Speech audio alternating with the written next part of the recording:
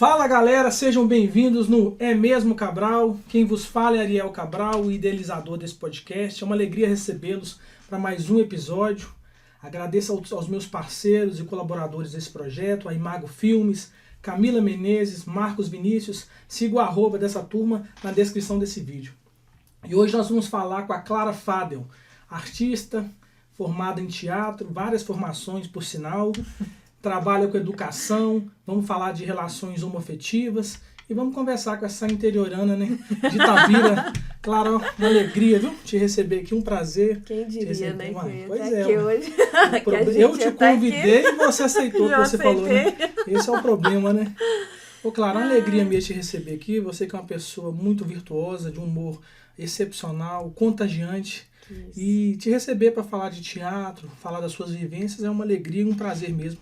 Para mim e para o nosso projeto, que é o É Mesmo Cabral. Fala de onde você veio, quais são suas referências, sua família. Conta um pouquinho da sua trajetória aí. Primeiro eu queria agradecer de estar aqui, desse seu convite. Foi uma surpresa, numa mesa de almoço como tantas que a gente já partilhou, né, lá no número 13, na rua lá, que tantos momentos, esse convite que foi muito, muito massa. E tô feliz de estar aqui, da gente poder conversar. E feliz que esse projeto tá acontecendo, ver ele materializado é muito bom, né? Já trocamos ideia um pouco sobre ele, né? Não sabia como seria e tô feliz de estar aqui, de poder falar um pouquinho. Sou interiorana, sou do interior, minha família, todo mundo me zoa, porque eu sou a única, todo mundo nasceu em BH, eu sou a única que nasceu em Itabira.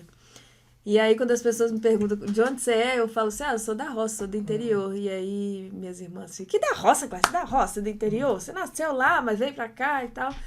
E aí, essa pergunta é uma pergunta engraçada, porque as pessoas falam, de onde você é? E eu nasci em Itabira, e só nasci, e fui morar em Santa Maria de Itabira, que é uma cidade muito pertinho. Que... No interior também, né? Interior. Nasceu no interior, foi morar no interior.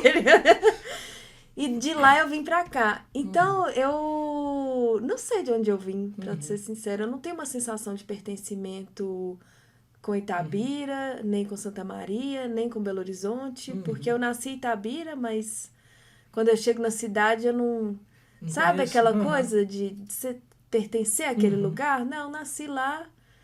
Não tenho memórias ali. Você ficou lá até quanto tempo? Né? Você fala que nasceu, saiu de lá? Não, eu entrei e saí do hospital. E logo do hospital fui para Santa Maria. E aí eu tenho memórias de infância, de uma infância muito, muito rica em Santa Maria. E final da infância, início da juventude ali, eu vim para Belo Horizonte. Com 9 anos a gente veio para BH.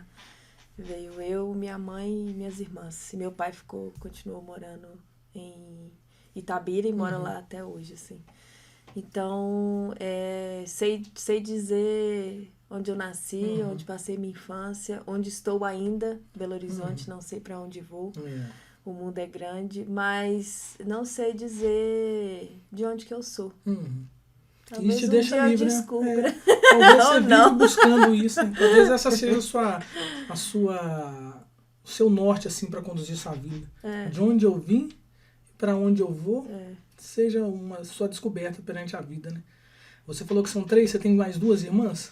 Fala um pouquinho da relação da sua mãe, das suas irmãs e você. Somos 3, eu, Heloísa e Marília. Heloísa mais velha, eu sou a do meio, e Marília mais nova. E meu pai casou de novo e tem meu irmão Matheus, que é o mais novo de todos. Amo todos os meus irmãos, mas a relação também diz muito, né? O dia a dia, a convivência, diz muito de como a gente constrói. Então, a minha relação com as minhas irmãs é muito forte, assim. E eu vim de uma família muito eufórica emocionalmente e complexa. Eu acho que não sou privilegiada, porque eu acho que toda família é complexa nas suas relações. Inerente, né? E aí, meus pais, pessoas muito intensas, mesmo com todas as suas dificuldades, assim, acho que conseguiram passar pra gente coisas muito positivas, assim.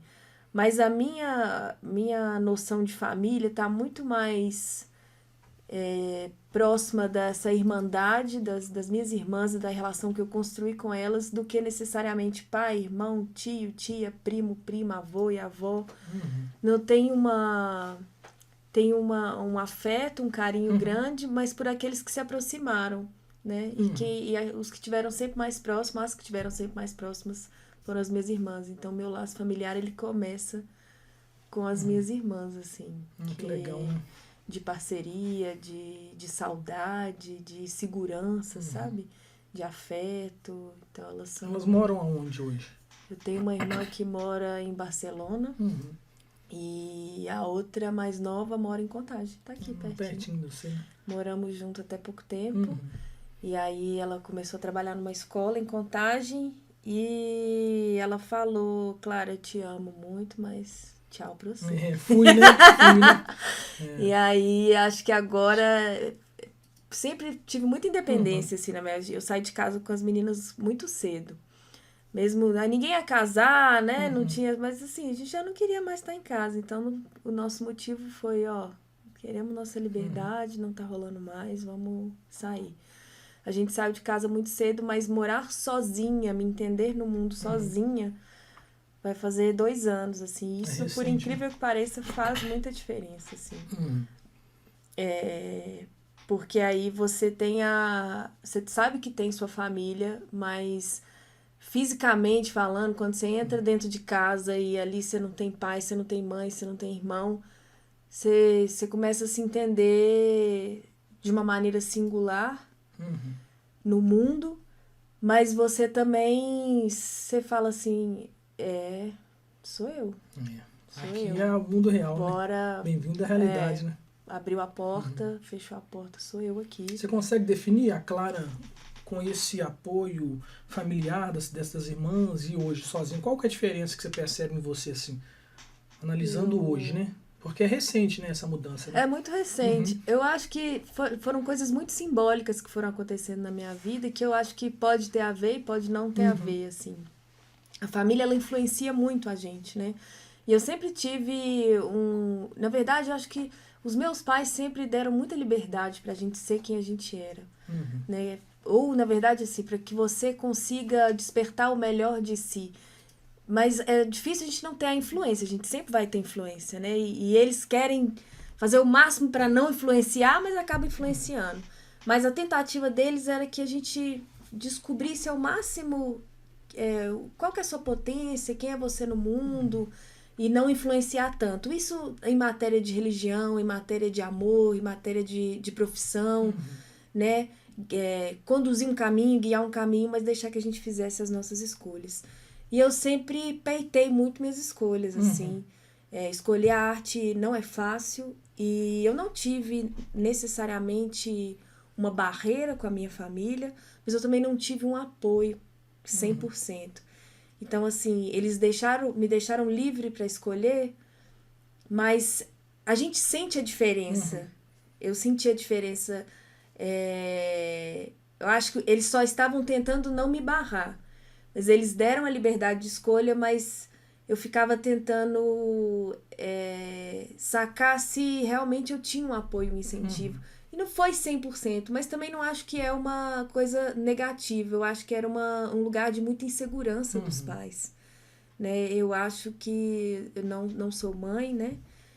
Não sei se serei, mas não sei como é que é para um pai, né? Tá com o filho nessa escolha de uma carreira, de uma profissão. Talvez até a capacidade, talvez até a escolha deles de deixar livre para você fazer suas próprias escolhas, deixar livre também para você vivenciá-las, né? A dificuldade, os desafios dessa escolha, entendeu? Talvez é um posicionamento, por mais que no íntimo de um pai, de uma mãe, eu também não sou pai, mas eu acredito que é sempre o melhor. E a arte em si, ela traz uma insegurança, né? Viver na arte no mundo, não só no Brasil, o Brasil não é exclusividade, claro que tem as dificuldades do Brasil, mas viver de arte no mundo é um desafio. E aí para um pai, sabendo dessa dificuldade, sabendo que o filho vai enfrentar a dificuldade com o mundo, né? Que é esperado, é uma coisa esperada, fica com certo receio. Talvez a sua insegurança em relação a esse apoio deles é mais desse sentimento deles. Pô, porque numa profissão mais sólida, né? Exato. Mais segura. Entendeu? Pô, Clara, assim você me complica. Desse jeito, entendeu? assim, eles deve ter decidido assim, dessa eu forma. te apoio, mas assim, você não quer escolher uma engenharia, um direito, uma farmácia? O que é um engano, né? Porque eu sou advogado, tenho os desafios de uma profissão antiga, estruturada, mas tenho o desafio também de se manter no mercado, de toda novidade, de se renovar. Então, assim, eu acho que cada profissão tem os desafios dela. Tem umas que eu acredito que realmente é um desafio social mesmo, de retorno financeiro, retorno de se manter, estabilidade, que é uma ilusão, né? Estabilidade é só para o funcionário público, né? Servidor público. Exatamente. Agora, para o profissional liberal, o autônomo, cada dia é um dia, entendeu? E aí encontrar uma sociedade que dá esse suporte para esse profissional, ainda o Brasil não chegou nesse nível, sabe? De trazer recursos, de se manter, de constituir família, entendeu? Até nisso a gente pensa, como que eu vou constituir família se ainda não conseguir me manter, me estabelecer aqui na minha profissão? Você falou que é formado em teatro, fala um pouquinho dessa sua formação, o porquê do teatro, se você já teve outras escolhas profissionais, como que foi escolher o teatro aí, nessas mudanças aí, né? Você que é uma pessoa que não tem lar, né? Não sabe de onde veio, né? Só sabe que você vai para algum lugar em algum momento. Mas você falou aí no meio, antes de eu falar sobre essa escolha, uma coisa importante que é dando seguimento a esse lugar da cultura, que eu acho que a primeira coisa, você falando do Brasil, acho que a primeira coisa que talvez seria importante a gente entender é a importância da arte e da cultura para o país, para as pessoas, para o mundo de uma maneira geral, assim. Acho que a importância, a gente ainda precisa lutar por essa visibilidade, por essa importância da arte que não é visível, porque até então a arte ela não é rentável, né? Não estou falando dos nichos de Lei Rouanet ou projetos milionários ou questões de, às vezes, de X ou Y artistas que conseguem ascender, ou sei lá, Hollywood, algo que ou é 880, né? Tô falando de arte aqui no dia a dia, do ofício, né? De ser artista e dessa importância da arte no dia a dia. Então, acho que entender que a arte é importante na escola, entender que a gente precisa ter a arte no nosso dia a dia, que a cultura precisa ser um campo valorizado, que o que acontece... Acho que esse é o primeiro lugar para a gente começar a ter investimentos nesse campo, porque os retornos eles são gigantescos, mas muitas vezes não são palpáveis, né? Eles são retornos do entendimento de uma vida coletiva, da gente entender que a gente não está sozinho, da gente entender que o mundo é feito de parcerias, de conexões, das relações humanas, né? De como que a gente lida com o outro, e que o ser humano é subjetivo, e eu acho que a arte ela dá muito conta do subjetivo.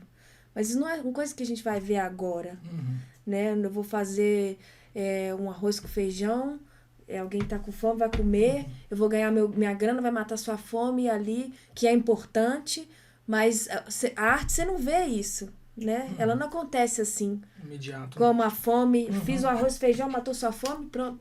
Não é... Ela leva um tempo e a gente vive cada vez mais na rotatividade do toma lá, dá cá. Eu te dou um serviço, é 5 minutos, você me dá R$1.000, você me dá 100, não sei o quê. E agora... Então, a arte ainda tem esse lugar da insegurança, né? Porque ela é uma construção também, né? O artista que vai elaborar uma obra, ele demanda tempo. Demanda estado de espírito. Sim. Como que vai estar a minha criatividade. E se você... Claro que em algum momento você vai conseguir entregar uma coisa instantânea. Não é? E às vezes pode ser a obra da sua vida, né? Que você consiga entregar ali e criar uma coisa fantástica. Mas normalmente demanda tempo de cultuar aquilo, né? De criar, de desenvolver. Por isso que não é imediato. Tudo vai para o campo da entrega, você precisa se entregar. E a arte tem muito isso, né? Ela suga da gente, ela retira da gente aquilo que está no profundo, né? Sim. E o que está no profundo, normalmente, às vezes, não é imediato. Precisa de tempo mesmo, de compreensão, de entendimento dessa criação. Tem artistas, eu vejo alguns artistas no cenário do rap que demoram 5, 6 anos para lançar uma música. E ficam ali, não, tô trabalhando um disco, tô trabalhando uma música, e tem aquilo ali como a vida deles, sabe? E aí vai entrega pro mundo uma coisa que fica mesmo marcada, né? Sim. Entendeu? É engraçado, ficou parecendo que eu tô desvalorizando quem faz comida ou trabalha com isso. Mas ficou bem claro. Eu digo no sentido prático da vida, né? Que às vezes a arte não entra nesse sentido prático, que a gente não consegue mensurar imediatamente. Né? Foi nesse lugar mas se você parar para analisar, é uma conversa descontraída mesmo. É um mexido. Você quer comer uma coisa mais rápida? Você faz um mexido. Nada mais simbólico que um mexido. Total. Agora, se você for cozinhar uma coisa que demanda tempo, sabor, precisa de tempo mesmo, entendeu? Então a arte está ligada a isso, ao tempo, a criação, a entrega, porque a arte vai retirar de você alguma coisa. A criatividade está dentro de você. Às vezes você tem as influências, mas você vai precisar tirar de você alguma coisa para desenvolver. E isso precisa de tempo, não dá para ser imediato. Fala pra gente da sua formação, quais são as suas formações, né? Sim. E você teve alguns cursos antes que você só passou, né? Passou passando, né? Igual passando. Você saiu do hospital de Itabira e foi para Santa Rita. Fala pra gente aí, como que foi essas passagens aí pelos cursos? O primeiro curso profissionalizante que eu fiz foi o curso da PUC. E aí eu fiz ele do início até o final, mas eu não concluí,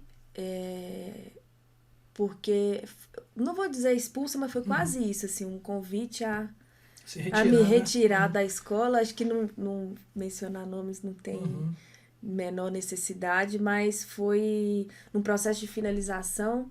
O curso da PUC era um curso de 1 ano e meio. Tomar coragem para fazer inscrição para estar lá, não, né? É uma decisão que foi difícil, mas estive lá, fiz 1 ano e meio de curso. E quando o curso estava acabando, eu falei assim, gente, eu quero atuar, eu quero trabalhar com teatro, e eu tenho 1 ano e meio de experiência, e eu vou sair daqui, e aí? Eu me sentia crua ainda, sabe? Eu senti que eu tinha experimentado pouco, assim, sabe? Que eu ainda estava imatura para o tanto que era, né? Era um curso muito bom, mas não era exatamente o que eu senti que faltava mais. E aí abri uma inscrição do Palácio das Artes. Na época eu trabalhava no comércio, e aí eu queria muito ter feito o TU. Meus amigos até me zoam, falam assim, você é cria do TU, você gosta você é da tambozeira, do teatro de rua, sei o que você veio caçar no Cefá e tal. E aí eu só não fiz o TU porque era muito distante do meu trabalho, e era à noite, e assim, se eu não conseguisse sair do trabalho, eu ia chegar atrasado em todas as aulas. Eu falei assim, vou fazer o Cefá, que tá mais dentro, e eu também queria fazer, assim.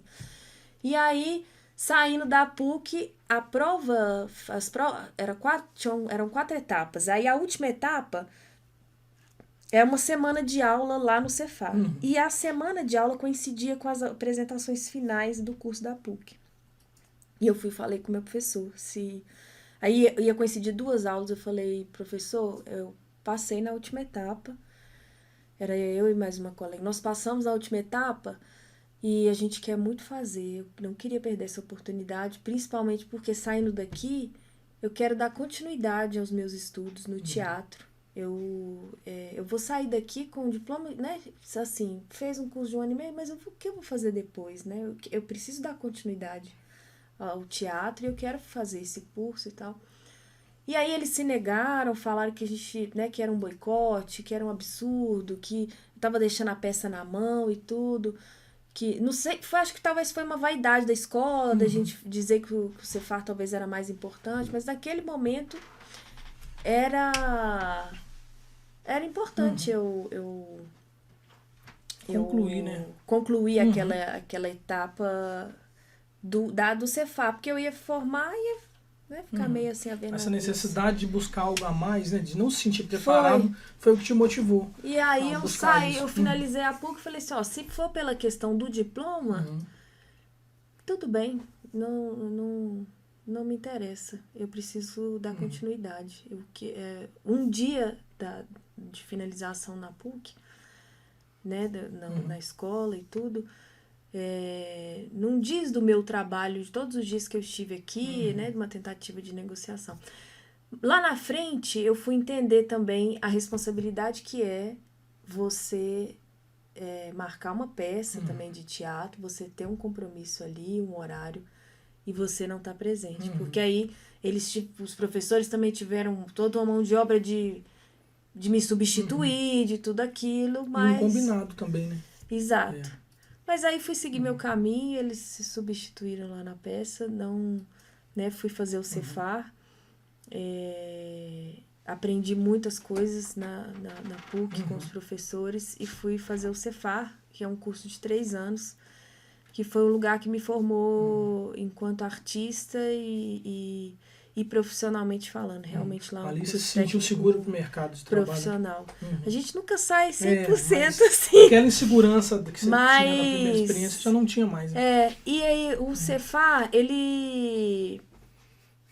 Por estar ali na Afonso Pena, no Palácio das Artes, todo aquele requinte, né, não sei o que, da escola, mas o teatro, em si, quando você entra ali da porta pra dentro, você vê a verdade, assim, né, tem toda a precariedade do teatro, né, o Estado e tudo, e aí você começa a entender que te espera. Eu acho que o Cefar é importante isso. Eu tive excelentes professores, mas a gente começa a entender, tanto pelos professores, quanto pela dinâmica, quanto pela estrutura ali de uma escola de teatro, o quanto um professor ganha, qual que é a vida, o dia a dia dos professores. Então, assim, não aprendi só a ser atriz, né? Você aprende ali na convivência, nos olhares, né? Com todo mundo, com tudo que está acontecendo ali. Eu aprendi, eu entendi e percebi o que me esperava da porta para fora, assim, né? De material, de você querer fazer uma peça e você não ter lugar de ensaiar, de você precisar de uma iluminação e aí como é que você vai fazer, de figurino onde você arruma, de ler, você não pode ficar dependendo às vezes de escrever numa lei e aí você vai bancar, de fazer tudo por conta própria e aí vai botar a sua cara e não ter ninguém na plateia, ou ter 2 pessoas, ou ter 3, e então, assim... Os desafios são todos. E ali na escola, você ainda tem mais ou menos um lugar de ensaiar, tem instrumentos, tem os professores que te orientam, tem os... Então, uma certa estrutura, sair dali, você tem uma estrutura, mas tanto os professores quanto a escola te fazem entender que, ó, você tá tendo isso aqui, mas daqui para fora a coisa funciona assim, assim, assim. E já não é uma estrutura que a gente imagina, né, no conto de fadas, né? Você vai chegar, vai ter toda, até pela vida dos professores, né? Que a arte, a dificuldade, ela é para todo mundo da arte. A gente tem quando você chega num local novo, você tem aquela ilusão, né? Não, o professor é o exemplo de sucesso, que tem uma vida boa, financeira, o cara vive feliz e cantarolando, né? Que tudo é bom. E aí você encontra a realidade, que não é diferente. Ela vai estar em todos os lugares. Exatamente. A realidade do artista. Me fala aqui uma coisa que eu gostaria de saber. Essa formação, essa última formação, o que trouxe para você de crescimento pessoal? O que você olhando para a Clara lá, depois de formada e ter que encarar o mercado, o que você tinha assim já de armadura para encarar esse mundo aí artístico? Quando eu lembro que quando uma das últimas apresentações nossas, a gente fez uma peça chamada Litoral. Uma peça muito difícil de fazer. Na época, é um texto difícil. A gente fez uma peça boa, mas é engraçado. Hoje eu leio o texto com muito mais maturidade. Eu acho que quando eu tiver, se eu viver até lá, quando eu tiver 60, 70 anos, se eu ler de novo esse texto, eu vou interpretar de outro jeito. Esses dias assim, não sei se foi ano passado, eu achei a dramaturgia e li. Eu falei, Clara, era isso que estava querendo falar e eu não tinha a vivência, a maturidade, a experiência de vida para entender aquela parte, daquela forma, com aquela profundidade.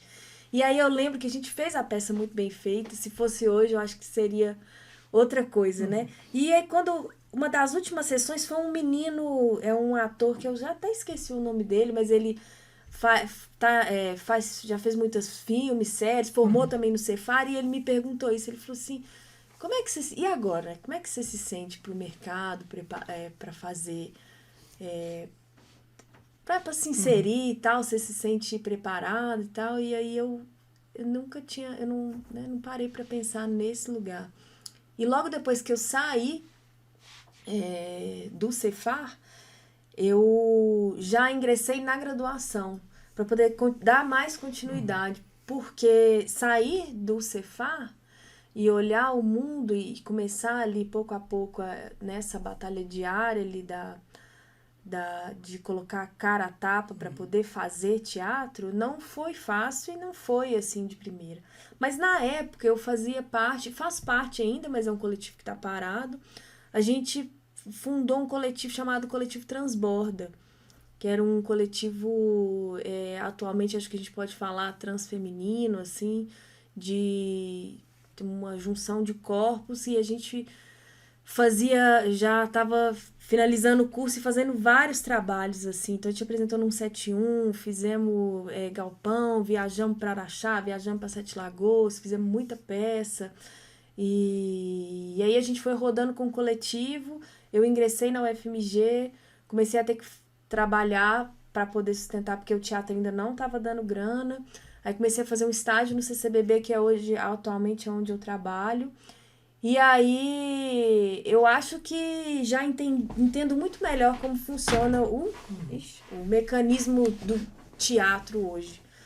Mas passei um perrengue, assim, até entender como é que funcionava o mercado e ainda passo, assim. Eu não sobrevivo exclusivamente do teatro e da arte, mas estou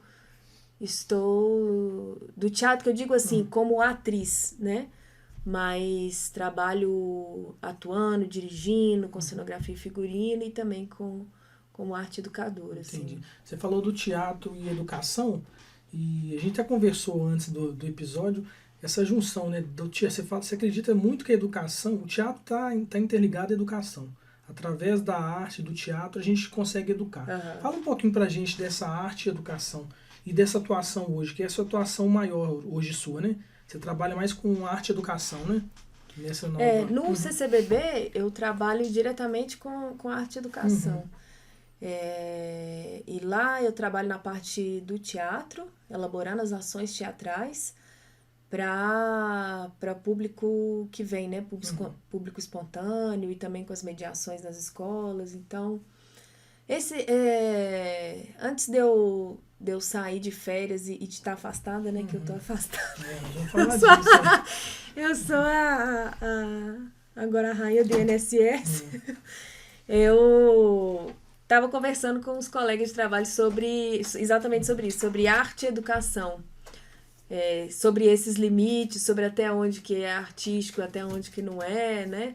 E sobre essa importância. E no CCBB eu trabalho com teatro, mas eu tenho um compromisso que precisa ser bem nítido com a palavra educação e com o ato de educar, né? E com a palavra educar, com a palavra aprender e com tudo que isso significa para mim, assim, no meu entendimento do que é aprender também, né? E aí, nessa discussão, acho que o teatro tem tudo a ver com a educação, porque o teatro tem tudo a ver com a vida, e a vida tem tudo a ver com aprender, né? E eu acho que ninguém passa pela vida sem aprender, né? E o CCBB, né? Aquele espaço, ele está como espaço educativo, mas a educação, ela pode estar em qualquer lugar, né? Aprender, o conhecimento e o ato de aprender, de educar, ele pode estar em qualquer lugar. Pode estar aqui, ele pode acontecer ali na sala, ele pode acontecer na minha casa, ele pode acontecer em qualquer espaço, assim, né? Porque eu acho que a educação não tem limite, assim. E aí, falar que teatro é também educação, eu acho que também é nesse sentido, sabe? Para além das muitas teorias que teatro realmente tem um lugar de aprendizado, que te ensina a relacionar com as outras pessoas, que te ensina a comunicar, que te ensina sobre o seu corpo, que te ensina a respirar melhor, que te ensina a entender o que é a respiração do diafragma, que te ensina a entender noção de espaço, que te ensina a entender como que você fala, como que você escuta também, né? É uma descoberta, né? O teatro tem esse autodescobrimento, né? Esse autoconhecimento, né? Traz para você, né?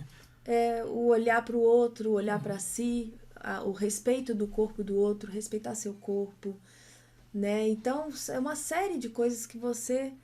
Não adianta. E assim, se você também você que é do direito fazer não tem como você não aprender milhões de coisas, né? Então acho que estar na vida é aprender, assim. Mas ali eu tenho um compromisso obrigatório com quem está passando por ali. Eu preciso entender que aquelas pessoas também, principalmente o público jovem e criança, eles estão passando por um processo também de aprendizado através do teatro. Porque, por exemplo, quando eu faço uma peça, ou quando eu dirijo uma peça, ou quando a gente está extra espaço educacional, aquilo pode servir de aprendizagem para milhares de coisas. Mas eu não tenho um compromisso necessariamente com a educação. Eu tenho um compromisso com a arte. Então eu faço uma peça de teatro de cunho feminista, por exemplo, o coletivo que eu faço parte, o Transborda, ele, né, trata muito das questões feministas e tal, né, do espaço da mulher, de como é a mulher no mundo, de como são os nossos desejos. Muitas pessoas aprendem sobre isso, a gente aprende muito sobre isso, a gente também dá voz para aquilo ali, gera uma possibilidade infinita de aprendizagem. Mas a quem minha nunca pensou nisso, né? Mas a minha intenção não é necessariamente educar ninguém, né? Com aquela peça. Não é necessariamente eu tô aqui para fazer você aprender que ser mulher é isso, aquilo, e que você precisa entender que a gente... Não, eu tô ali para dizer o que eu acho que pode ser importante, é um espaço, né? O teatro é um lugar da palavra também, né? E de se expressar, do corpo, do subjetivo, que você pode aprender com ele, eu acho que a gente aprende muito, mas eu não tenho, eu pelo menos não acredito que tem que ensinar, né, nada a ninguém ali necessariamente com uma peça de teatro, né? Ela pode ser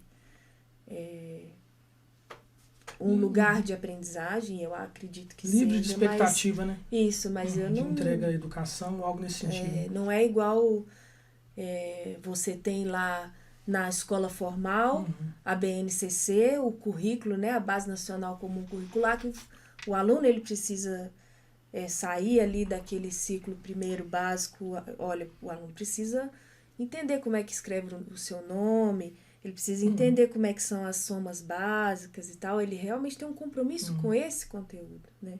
Estou dizendo dessa diferenciação. Entendi. A gente, no CCBB, a partir do teatro, eu tenro esse compromisso com a educação. Um que pouco mais livre, também, né? É a proposta. É um pouco mais livre, mas eu estou sempre pensando teatro, educação, teatro, educação, teatro, educação. Quando você está num ambiente criativo e de arte, você está pensando no subjetivo, você está pensando nos seus desejos, o que eu quero falar para o mundo, o que eu acho expressivo, o que é poético, o que faz rir, principalmente, porque eu sou eu sou do riso. A rainha do riso, né? Mas uma coisa interessante que você falou é o seguinte, a gente sempre está querendo modificar alguém. Na arte e educação, você quer deixar através da sua intervenção, deixar para alguém, para um jovem ou para um adulto, qualquer um que ali passa, tá esperando, tá com essa expectativa, né? De ouvir algo novo, de agregar no seu conhecimento. E no teatro também, no palco também. Quando você entrega uma arte, automaticamente alguém vai se identificar com aquilo. Sim. E aí há uma transformação. Toda peça teatral que você assiste, ou toda intervenção teatral, ela te modifica. Pô, assisti aquela peça, não, vi isso. A gente tem sempre uma coisa para contar de algo que a gente viu.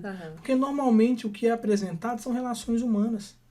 Seja ela realidade, seja ela uma ficção, uma vontade de viver aquilo. Então sempre vai modificar, alguém vai ser tocado por aquilo, e eu acredito muito nisso. E uma coisa que eu falo, que minha irmã é uma artista também, e você já dirigiu, e uma coisa que eu falo muito, o artista, quando ele está em palco, ou ele está entregando uma obra para alguém, ele tem que deixar de lado a vaidade. Porque a vaidade impede o artista de ser grande. Porque ali ele entrega uma máscara. Quando ele entrega a verdade dele pode ser a verdade do personagem, ele vai tocar alguém. Por isso que eu acredito, eu sou um apaixonado pela arte, pela cultura, pelo teatro. Pô, queria até um tempo atrás fazer teatro universitário, só para desenvolver mesmo essa capacidade de interpretar, sabe? Alguém totalmente diferente de mim, mas eu vejo que eu acredito muito, foi um motivo, foi um espaço de fala que eu trouxe para você. Sim. Através você representando vários artistas, pode falar dessa dificuldade. Mas eu queria conduzir agora, eu queria saber um pouco mais, sabe? Você falou de feminismo, como que é essa sua vivência em relação a isso? Esse feminismo você se considera... Porque hoje em dia falar de feminismo, dependendo dos ouvidos, é uma agressão. Nossa, entendeu? Difícil, né? Que isso. Fala um pouquinho desse espaço de fala, o que você acredita, quais são as suas vivências, entendeu? Como mulher, suas relações afetivas hoje, o que foi no passado. Conta um pouquinho pra gente sobre isso tudo. Um aspecto geral, assim. Eu acho que o feminismo é crucial, assim, na minha vida. E marca um início, é tipo um antes de Cristo, depois de Cristo, sabe? Um ACDC? Sim. Como que seria? A FDF. Antes do feminismo, depois do feminismo. É outro ser humano hoje, vocês consideram, né? Eu acho que existe uma importância na vida. Óbvio que eu vou falar da minha trajetória, né? Teve o lugar de conhecer um pouco do que era o feminismo, do né? O que é isso aí que as pessoas estão falando, que livros são esse aí, que Beauvoir é essa aí, que Simone é essa aí. Faz sentido isso aí. Que essa galera tá falando lá, não sei o quê. E você fica meio, não, não faz jogar sutiã pra cima, não, muita rebeldia. Até você entender que faz sentido, você viver aquilo intensamente, você ter um ódio mortal de querer sair botando fogo em tudo e querendo acabar com tudo, e depois você talvez transcender ali e amadurecer o seu pensamento, mas conseguir transformar, né? Essa linha. É um processo de tudo mesmo, que aconteceu. Mas e comigo processo. foi assim. Eu tinha uma amiga que foi até no teatro, que ela era muito feminista, que ia até a Marcha das Vadias. Pra ser sincera, eu nem sei se ainda tem. Tem? Tem a Marcha das Vadias. A Luana, nossa parceira aqui, colaborou no podcast. Confirmou, a Luana, você tá vendo que eu falo que através da fala há a identificação? Não é? O teatro tem isso. Isso aqui é uma troca de ideia que poderia ser num palco. E é um palco pro público. Exato. E nossa colaboradora aqui, parceira Luana, contribuiu bastante. Ela foi semana passada. E tá aí recente, ainda existe. Não sei nem se foi. Aí ela me falou, vamos, Clara, não sei o que e tal. E aí eu falei assim, que isso? E ela me mostrando as fotos. Mas aí eu fui. Eu achei aquilo tudo muito... Tava muito aberto. E eu sempre... Eu demoro a entender as coisas, assim. As coisas... Minha ficha demora a cair um pouco. Acho que eu tenho um delayzinho de vivenciar. Depois que eu vou processar, assim. Eu achei aquilo uma farra. A gente colocando... pintando o corpo, vadias, não sei o que lá, fazendo as faixas e tal. Até eu entender a dimensão daquilo. E ele foi meu primeiro contato, assim, de começar a ler algumas coisas, de começar a ver essa amiga, de sair na marcha, de ver mulheres de todas as idades, de todos os jeitos, todos os tipos, de todas as... todos os corpos ali, né? Algumas com filhos, umas, né, igual eu com as minhas colegas na época mais jovens, mulheres mais velhas, senhoras, enfim, um pessoal com bordado. Então, assim, a gente... fez essa primeira marcha e ali eu comecei a ler, comecei a entender, comecei a perceber o que era, qual que era a colocação da mulher, né? O que essas pessoas, que essas mulheres estavam exigindo, sobre o que elas estavam falando. E aquilo tudo não é muito difícil da gente identificar enquanto mulher. Porque eu nesse corpo, olhava para o lado e falava assim, não é que é verdade. Não é que é. Só lá em casa, meu pai, minha mãe, minhas irmãs. Não é que... na vizinha, que tem os filhos, e que o marido dela, assim assado, e ela fica o dia inteiro em casa, ele grita com ela, e ela não sei o quê. Não é que... Ele estudou, ele formou, e ela não... Assim que casou, largou as coisas todas, foi cuidar da casa. Então, assim, a identificação foi muito imediata. Porque é a realidade, né? E de... vivenciar, ver coisas que da ficha cair um pouco depois. Nesse tempo, nesse movimento, eu entrar no ônibus e Senti que estava sendo abusada, o ônibus estava muito cheio, estava em pé, e senti que estava sendo abusada por um homem que estava atrás de mim, fisicamente falando. E ali começou meu período de revolta. Porque isso já tinha acontecido comigo outras vezes. Você senta no banco do ônibus, o cara passa a mão na sua perna, te canta, mas você ainda não tem o entendimento. Ali eu já tinha o entendimento que aquilo era abuso. E aí eu desci do ônibus e não conseguia parar de chorar. Eu não estou nem dizendo de quantidades de abusos maiores, abusos menores. Eu dizendo o que aconteceu comigo naquele momento, né? Dos acontecimentos e que fez parte de um caiu a ficha ali. E dali pra frente eu entendi que é isso. Esse corpo precisa se fortalecer, precisa denunciar e precisa alertar para que essas coisas não aconteçam mais. Nem comigo e nem com as minhas, né? E nem com as minhas... Os pares, né? Nem com os pares, nem... E aí o teatro veio muito, muito aliado nesse lugar. Porque aí a gente, nesse coletivo, a gente fazia muita performance. A gente fazia uma peça chamada Little Boxes, né? Que eram várias mulheres, como fazendo uma alusão, né? Tem uma música chamada Little Boxes, esqueci o nome da cantora agora, que a música, na verdade, faz referência aos moradores, não sei se acho que é de Nova York, tal, de grandes prédios, que as pessoas vivem em caixinhas. E ali a gente estava fazendo alusão dessas mulheres que estão dentro dessa caixinha, assim. A gente tem sempre um limite, né? A gente não sai desse limite. E aí a gente, essa limitação, que vinha também com a limitação do direito de ir e vir, direito à liberdade, direito, a perda do direito de escolhas, né? De colocar a gente numa caixinha pequena pra gente sonhar pouco, vinha representada em sapatos de salto alto. Então a gente fazia a peça de sapato de salto alto, e o salto alto te limita muito, né? Ele é uma representação do cerceamento, besta, né? Uma coisa besta, um objeto usual ali do dia a dia que limita o seu corpo. E eu acho que um dos objetos que mais simbólicos, assim, de tolir o direito de ir e vir e de até onde você pode ir, sabe? Do corpo de uma mulher. E tem mulher que não tem essa consciência, né? Desse cerceamento, né? E que por isso que eu acredito muito nisso. Uma coisa que eu falo, a questão da fala, né? Você está num espaço de fala seu. Eu sou um homem que convive com muitas mulheres. Eu reconheço, assim, uma parte da dificuldade, porque eu não estou nesse corpo, eu não estou nessa posição, então não arrisco aqui, não tenho nenhuma prepotência de falar que eu sei o que vocês passam. Mas eu vejo a dificuldade, e eu vejo uma coisa muito interessante, você falou que simboliza, o salto alto simboliza esse cerceamento, né, do direito de ir e vir.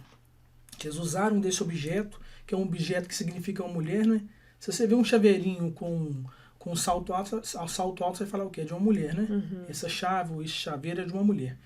Aí pensa no aspecto não só do cerceamento do direito de ir e vir, mas uma ditadura também da beleza, sabe? A questão de plástica, de ter que manter um corpo. A mulher gesta ali um filho, gesta 2 filhos, depois o marido começa a se sentir menos atraído, porque aquele corpo já não é o mesmo corpo, mas aquele corpo foi o corpo que serviu a estrutura familiar, receber outros, e aí entra a ditadura, né? Vai fazer plástica, aí tem que andar bonita, aí o consumo de maquiagem, tudo mas o excesso, excesso, você falou a palavra ótima, é aquele corpo que serviu. Então estamos aqui sempre servindo, nessa posição, né? Esse corpo é um corpo a serviço. É importante para o sistema que a gente vive que esses corpos sirvam mesmo, porque eles estão... Tem uma mulher, acho que ela é historiadora, se não me engano. É ruim falar assim, né, se não me engano. Não, eu falo sem fonte direta aqui no podcast. Não, o pessoal já está acostumado. Mas ela é bom a gente ter Silvia atenção. Federici. Ela teve um livro, Caliban e las Brujas, muito famoso. Ela tem Caliban, acho que é Caliban. Caliban e as Brujas. Que fala sobre esse corpo feminismo e a transição de feudalismo para o capitalismo. E como que esse corpo serve para a manutenção da mão de obra de trabalho. Então é interessante que a gente não pense sobre isso, que a gente entenda que a gente precisa ter filho, porque a gente o sistema precisa de gente para trabalhar. Não é só isso, né? Eu não estou reduzindo. A gente fez um corte do corte, vamos falar do feminismo, vamos falar de ser mãe, vamos falar de corpo, falar de gestar. E aí, nesse pedaço específico, né? Você falou de serviço, eu entendo que os corpos estão aí. E isso eu acho que precisa deixar de existir. E que foi a primeira pergunta que eu me fiz quando eu achava... Era isso. Eu sempre achei que eu tinha que ser mãe. E eu acho que muitas mulheres nascem e crescem e são mães assim, e como isso é um sonho, né, de toda mulher, né? Em tese, né? Da maioria das mulheres é ser mãe, de casar na igreja, aquela estrutura. E aí eu assisti um vídeo da Márcia Tiburi falando assim, você já se perguntou se você quer? Porque a gente não se faz essa pergunta, a gente nasce fazendo. Quando eu tiver tantos anos eu vou casar com aquele menino, nanã. Isso, com aquele menino, vai ser o menino, né? Vou casar com o menino, né? Vou ser mãe. Aí eu vendo esse vídeo, eu pergunto, você já se perguntou se você quer? E aí, desde que aí assim, o lado ruim é que quando eu me perguntei, aí não soube responder. Eu fiquei sem resposta, porque antes eu tinha certeza. Mas foi uma boa pergunta. Eu falei, gente, será que eu quero? Suscitou dúvida, né? Será que eu quero convidar alguém para vir para esse mundo? Será que eu quero fazer esse convite? Eu acho que talvez sim. Eu não tenho uma certeza de que não quero ser mãe. Talvez sim, talvez não. Né? Eu acho que ainda há possibilidade, assim. Entendi. Biologicamente, talvez não sei, né? Eu já tô aí nos 33. A tecnologia tá aí, se for um desejo seu, desse corpo, né, da liberdade, desse corpo receber alguém, a tecnologia tá aí. Né? Clara, fala um pouquinho pra gente sobre suas relações. Hoje você tá numa relação... No final das contas, eu falando de ser mãe. Ser mãe, mas é possível, os muito possível. Os corpos que estão aí de serviço e eu falando de ser mãe. Não, mas é isso mesmo. A contradição é boa demais, né? Fala um pouquinho pra gente da sua relação. Hoje você tá numa relação homoafetiva. Se isso é uma relação nova. Me conta um pouquinho antes o seu último relacionamento e do atual. O que modificou aí? É engraçado, eu vou voltar um pouquinho da nossa conversa de quando eu comecei a morar sozinha. E aí eu sempre eu tive vários namorados, sempre fui muito namoradeira, assim. Mas sempre dei bons intervalos, nunca foi pessoa que saía de um, entrava no outro. Dava bons intervalos, assim. E aí, eu sei que durante a minha caminhada, principalmente quando você entra no teatro, o seu olhar em relação a essas questões mudam. Porque você convive com gente de todo tipo, cada um com sua sexualidade. A realidade, né? A convivência fica muito mais próxima. A questão de representatividade passa a fazer sentido. Porque você fica assim, gente, essa pessoa assim, essa pessoa assada, olha. E aí você passa a ver outras pessoas, várias formas de relacionar. Tá vendo como que é o aprendizado, né? Passar pela vida não tem como. Você aprende vendo, reproduzindo. E aquilo começa a se tornar uma coisa mais natural. Sempre foi e né? Mas não necessariamente, assim, né? Sempre foi... Deveria ser, né? Natural, mas a gente começa a entender aquilo com mais tranquilidade, porque, né, somos um país cristão. E aí, até então, você vê um relacionamento homoafetivo com um olhar preconceituoso, daquele que tem conceitos que antecedem, né? Assim, eu já tinha uma opinião muito formada sobre aquilo, mas você vai mudando os seus conceitos, você vai ganhando uma liberdade tamanha de experimentar também, de experimentar a vida e fazer jus aos seus desejos, né? E eu acho que eu sempre fui muito guiada pelos meus desejos, assim. Não significa que eu realizei todos, né? Porque tem uns também que às vezes é contra a lei, às vezes... Passa pelo crivo de uma ética, né? Mas eu acho que... Sabe o que é bonito você falar isso? Porque você sai desse cerceamento e entra pro indivíduo nas suas necessidades, nos seus desejos, e você rompe essa bolha é sua. e que a sociedade impõe no corpo feminino. E aí vai viver as experiências. Nessas experiências, o que você encontrou? O que te fez assim? Que eu vi que seu olho brilhou agora. Brilhou? Foi agora que brilhou? Não, tá ali brilhou ao longo, mas agora ele teve um brilho diferente. Por quê? Fala pra gente. Eu acho que é isso, a liberdade de viver os desejos sem medo, sem culpa e sem repressão é uma coisa muito bonita, né? E a gente tá falando agora de relacionar com o outro, né? Relações afetivas, mas eu acho que isso com o mundo de uma maneira geral. A gente sofre fazendo jus, eu acho que é isso. Fazer jus à sua existência é muito difícil. Até hoje eu tô pagando preço, assim. E esse é um deles, assim. De fazer jus à minha existência e de vivenciar desejos, assim. Que tem a ver com o rompimento desse lugar de laços familiares, assim. Eu sempre namorei, tive vários namorados, homens cis. E bons relacionamentos. Uns mais saudáveis que outros.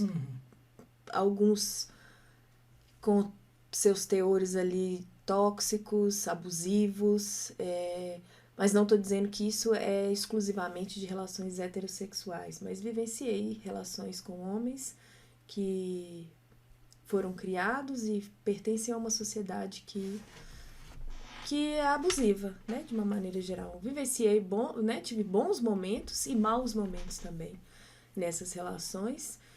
E aí, mas eu sinto que eu já tinha eu sempre tive um olhar e um corpo muito aberto às novas experiências, assim.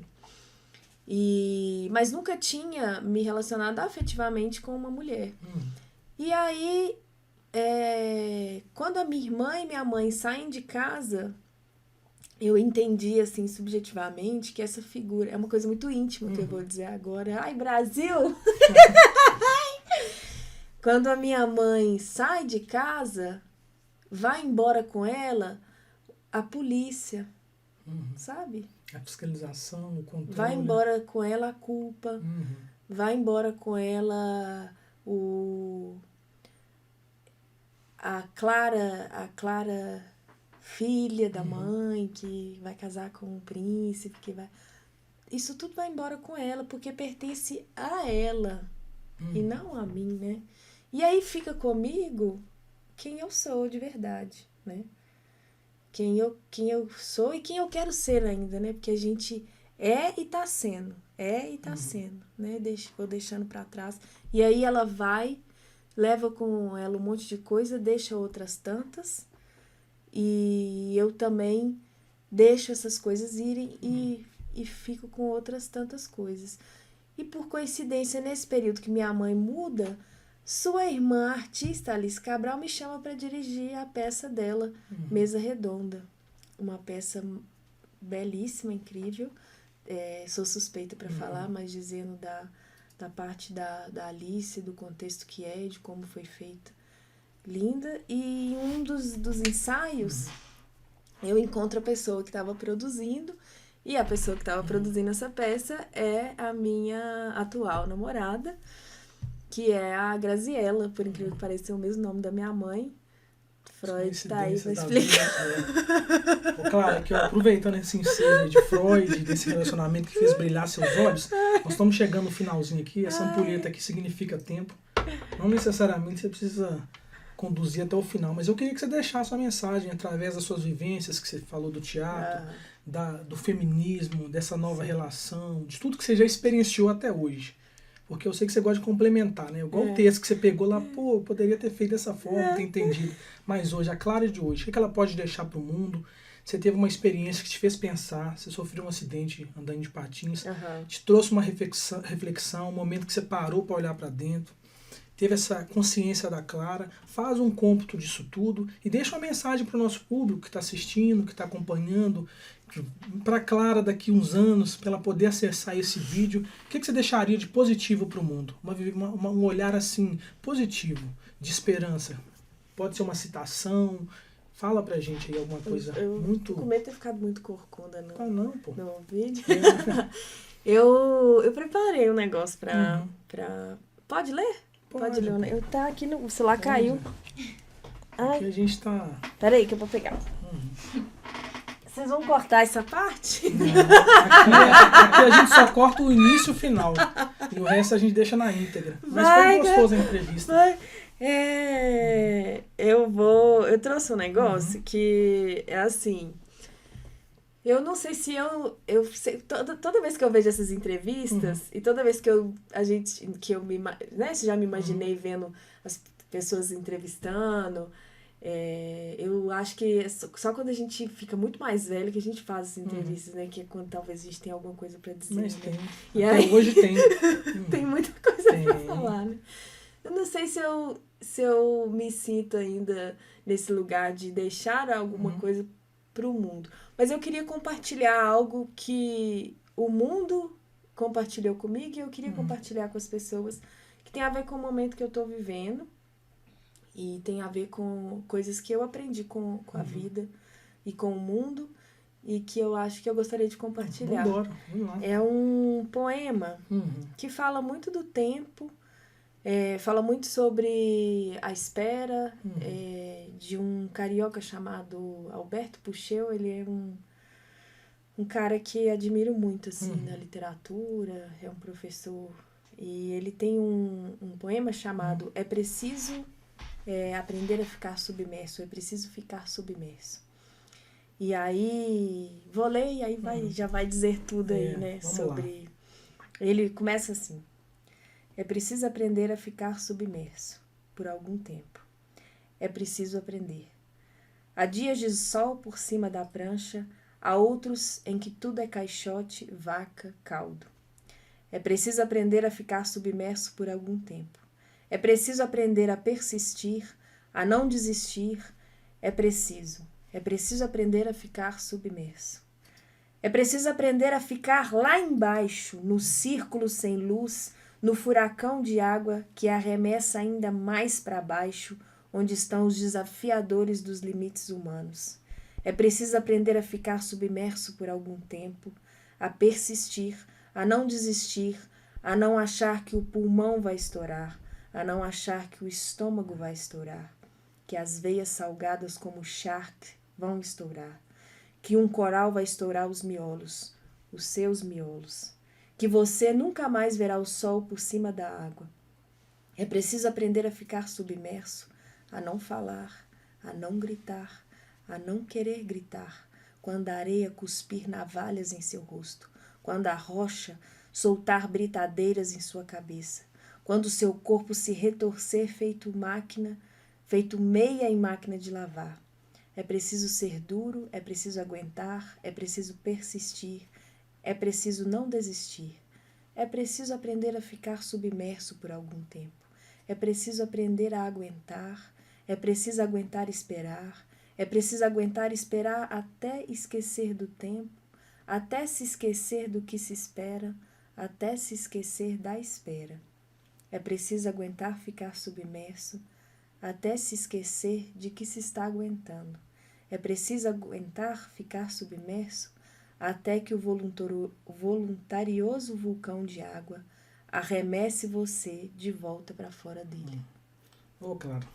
É isso. Satisfação total te receber aqui. Então, aqui, vamos finalizar. É preciso persistir e não desistir. É isso aí. Total. Alegria de receber aqui, um prazer.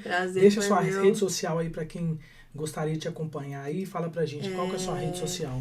Eu uso mais o Instagram, clara.fadel. O pessoal encontra lá, né? Encontra lá no Instagram. Uma alegria te receber. Seja sempre bem-vinda, não é mesmo, Cabral? Falei demais. Não, um artista é isso. Ele é livre. E que bom que você é assim. Se entregou o seu coração. Tá? Uma alegria te receber aqui, tá bom? Eu que agradeço a todos vocês, a equipe, todo mundo lindo. Tudo Luana, lindo. Nossa amiga que participou aqui. Luana, galera, eu agradeço por mais um episódio aqui com a Clara Fadel. Uma alegria aqui recebê-los. Sigam nossas redes sociais, Instagram, YouTube, Spotify, Facebook, TikTok. Compartilha com seus amigos. E paz e alegria a todos. Um beijão. É.